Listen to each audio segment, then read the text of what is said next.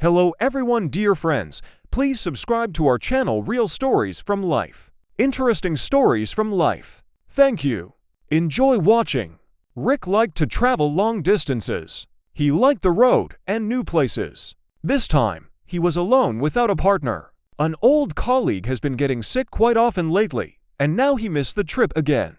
But Rick didn't miss the company at all. Alone, he thought a lot about life, remembering his childhood.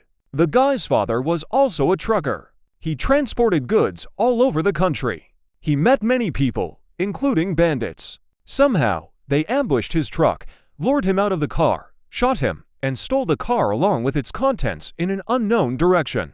Rick was only 5 years old then, but for the rest of his life, he remembered the terrible cry of his mother, who learned about the misfortune. Mom cried at night, and Rick was offended by her, not understanding how hard it is for a young woman to raise her son alone. It's good that his grandfather helped them, often taking his grandson to his place for the weekend. The boy adored his grandfather, Peter. He was a strict and stern, but kind and fair old man.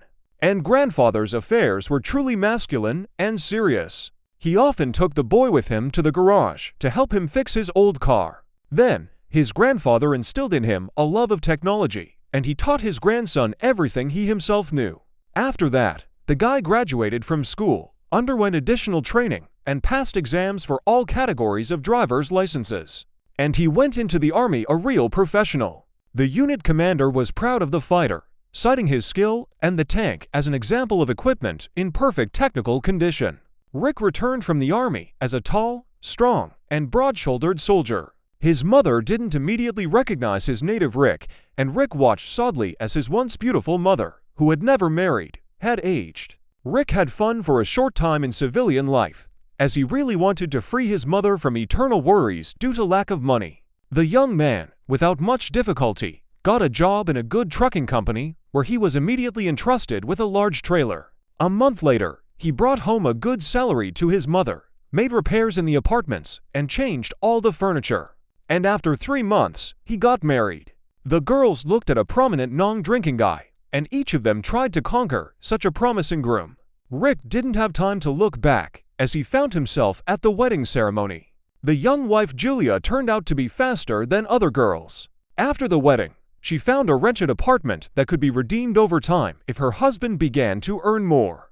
And Rick began to earn more. He took extra trips, was rarely at home, leaving Julia alone for a long time. His partner had warned him several times about how such work zeal usually ends, and in the end, it happened. One day, Rick returned home and found his wife in the arms of another man. They parted without scandals. Rick took his things and went home to his mother. His mother was not worried, deciding that her son didn't love his wife very much. The woman didn't know Rick suffered from the betrayal of his wife and how he hoped that an unfaithful wife would come to him, ask for forgiveness, and life would flow again as she left for a big city, and there she soon married a wealthy businessman. She was smart and didn't waste any time. Rick grieved but continued to live. He drove his trailer, and on the weekends, he rested and helped his mother with the housework. And today, he dreamed about how he could return home and have a delicious dinner in a calm atmosphere. The guy drove all day until it got dark, and the highway was noticeably empty. Suddenly, he saw in the distance on the roadside a strange figure, wrapped in black. It was a woman standing on the road, hoping to stop a ride. Rick slammed on the brakes. Night was approaching, and he couldn't leave a man alone on the road. The nun climbed into the cabin. She greeted him, crossed herself with a flourish, and turned to Rick to thank him for his kindness. The guy thought to himself, "What a beautiful woman." Huge green eyes looked at the young man from under the black cassock. Such eyes are only in fairy tales among princesses. "Thank you. I didn't know what to do. It gets dark quickly. There's no one, and I'm very afraid of wolves," Rick answered, putting on an important look of an experienced driver. In our time, you don't need to be afraid of wolves, but of people, because there are so many criminals walking in the wild. And he immediately blushed with embarrassment and thought to himself, "I need to talk like a 100-year-old grandfather. Otherwise, I might have frightened the nun." But the young girl was neither afraid nor embarrassed. She turned out to be very sweet and sociable, and she is not at all like the timid, lycanic servants of the monastery. Beauty introduced herself as Maria and began to question Rick about his work. The guy willingly answered the sensible questions of the nun, and gradually the conversation ceased to be constrained. He asked, "Where are you going, mother?" Maria smiled and replied, "We go in the same direction, and I'm not a mother, since I left the monastery forever." Rick's surprise knew no bounds. "Why are you dressed like that?" Maria replied, "Because a fashion boutique has not yet been built in the holy monastery, and I left there in this form." And then she laughed, but then grew gloomy and added, "I need to see my father for the last time, because he is dying, and I want to ask his forgiveness." The abbess did not stop me. She blessed me and let me go into the world. Maria told Rick her sad story. It turns out that the girl's father was a very rich businessman, widely known in business circles. His mother took care of the house and her daughter. Their life went on as usual. Their parents loved each other until a terrible disaster happened. Maria's mother, a young flowering woman, was diagnosed with cancer. She died 6 months later. The father, blackened with grief, hugged the coffin at the funeral and sobbed. And when Maria saw how her mother was lowered into the grave, she fainted from horror and hopelessness. It was a very difficult year in the girl's life. Father began to drink every day, locking himself in the office, and Maria wandered around the house alone. It's good that the businessman turned out to be a strong-willed person and stopped in time, having gone headlong into business. But then her dad got married a second time. He brought into the house a woman who remarkably resembled her dead mother. Maria almost cried out when she saw the bride on the threshold. But the father's new wife had a completely different disposition than Maria's mother. She was treacherous, deceitful, and greedy. The stepmother's own son, the same age as Maria, settled in the businessman's mansion with his mother. Father, inspired by a new passionate love, didn't notice what was going on in his absence. Stepmother's son Arthur turned out to be like his mother. He was a spoiled youth, and when he saw the beautiful young Maria, he immediately began to openly pester her. And one day, he ambushed the girl in the garden and almost raped her. Maria, in a critical emotional state, ran to her father's office where she confessed everything to her businessman dad. But her father, fascinated by the beautiful stepmother, decided that his own daughter had set up all this in order to quarrel the man with his young wife. A scandal broke out, and Maria went to the monastery in tears, where she lived and fasting in prayer for 3 years.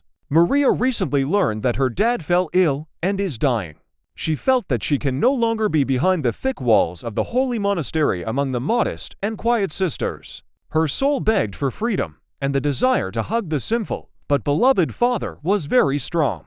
Therefore, Maria found herself on the side of the highway, leading to the city of her childhood, to the beautiful mansion where her father was dying. The girl said sadly, "I don't know if I can get home, since my stepmother and her son are unlikely to let me go to my dad." Rick didn't think for a long time. "Maria, there's nothing for you to do there alone. It seems that Arthur is a desperate scoundrel. Let me go there with you. Only first, we will stop by the store and buy you clothes. I'm not promising you a boutique, but you won't look like a beggar." In the city, Rick handed over his cargo, leaving the truck at the base, then sat and waited for Maria at the store. When she approached him, dressed in a light airy dress, the guy realized that he fell in love with the girl firmly and forever. Young people took a taxi and quickly drove to a luxurious 3-story mansion. The gate was opened by a guard who recognized the former mistress of the house. Maria and Rick climbed the wide marble stairs and proceeded to the businessman's bedroom. When the girl opened the door, she saw an emaciated old man lying on the bed. She rushed to her dying father, hugged him, and cried. The sick man looked at his daughter with eyes full of anguish. "My daughter, forgive me. I'm to blame for you." Maria led Rick to the bed. "Dad, meet him. He is a very good person." The old man held out his withered palm to the guy. "I'm Maxwell Johnson. I'm very pleased to see you with your daughter." The men shook hands. The bedroom door opened wide, and a woman's voice was heard. "Darling, wake up. The notary has arrived. You don't want to leave your wife without an inheritance, do you?" A tall, showy lady entered the room, accompanied by a man in a business suit and a young man in a bright shirt. It was a stepmother with her son Arthur and a notary. A silent scene ensued. Arthur opened his mouth in surprise. The notary felt something was wrong, turned around, and ran out of the bedroom. The stepmother began to swear, and her beautiful face was instantly distorted by a disgusting grimace. "What is this nun doing here? She slandered my son, and now she has decided to finally come to my house." Maria shuddered and said quietly, "It doesn't matter. This is my parents' house.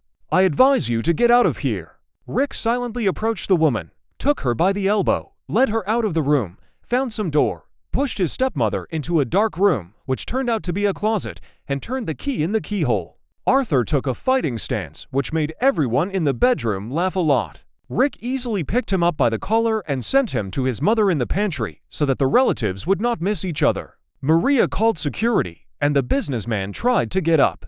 He took a deep breath and told a story that amazed everyone. A man in his prime fell ill a year after his daughter left. He didn't like doctors, so the disease began to progress. The father was rapidly losing weight, and his hair and teeth began to fall out. His wife and stepson understood how it would all end, so they first hinted, and then became insolent, and began to demand that a new will be drawn up, where he had to transfer his property and business to members of the new family. The arrival of Maria and Rick upset their plans, and they failed to complete the paperwork. Maxwell Johnson wept, repenting, "They will not see my inheritance as their heirs. I won't let my daughter be a beggar." When Rick heard Maria's father's story, he frowned. Something alarmed him, and a terrible guess was not long in coming. "Maxwell Johnson, you need to call an ambulance and the police. I think you need to do an examination." The police arrived quickly. The police briefly listened to the businessman, after which they snapped the handcuffs on the hands of the stepmother and stepson. Rick was right. The examination showed that a large concentration of a poisonous substance was found in the blood of Maxwell Johnson, slowly killing the body of a man. The businessman had to be treated for a long time. He slowly came to his senses, although the doctors didn't yet dare to give optimistic forecasts. His wife and stepson were awaiting trial. They were charged with a serious charge, threatening to turn into a long prison term. Maria took the reins of her father's big firm into her own hands, and she did it very well. She and Rick became a loving couple. They filed an application for marriage registration and began preparations for the wedding. Maxwell Johnson was proud of his son-in-law. He sent out an invitation to the celebration throughout the country. He went on a well-deserved rest, remaining an advisor to his daughter on the company's affairs. Maria didn't forget the monastery, where she lived for a long time, and she secretly donated a huge amount for the restoration of the temple, located at the holy monastery.